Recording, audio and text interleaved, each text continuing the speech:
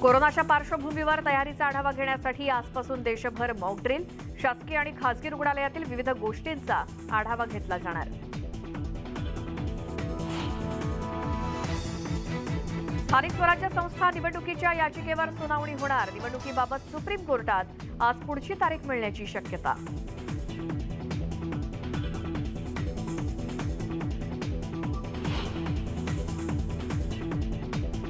कोल्हापुरात सतेज पाटील गटाला पुन्हा धक्का। राजाराम कारखाना निवडणुकीत 29 उमेदवारांचं अपील नामंजूर।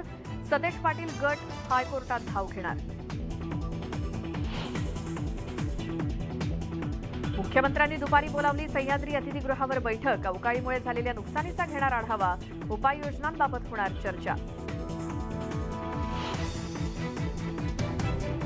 राज्यातील तापमानात आजपासून वाढ होणार। मुंबईचं कमाल तापमान 38 अंशांपर्यंत जाण्याचा अंदाज, तर विदर्भातील तापमानातही वाढ होण्याचा अंदाज।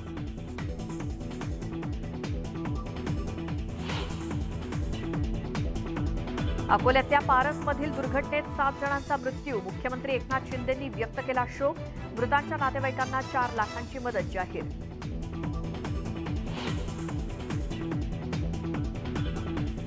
परराज्यातील पर्यटकांना कोकण पर्यटन अनुभवण्याची संधी। कोकण रेल्वे मार्गावरती 12 एप्रिलपासून धावणार स्पेशल ट्रेन।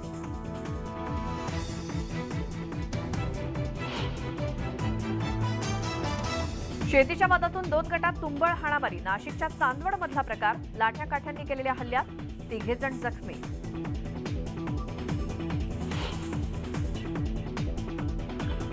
आणि भरधाव कार चालकानं पादचाऱ्याला उडवलं। कच्छमधील अपघाताचा थरार कॅमेऱ्यात कैद। जखमीला रुग्णालयात केलं दाखल।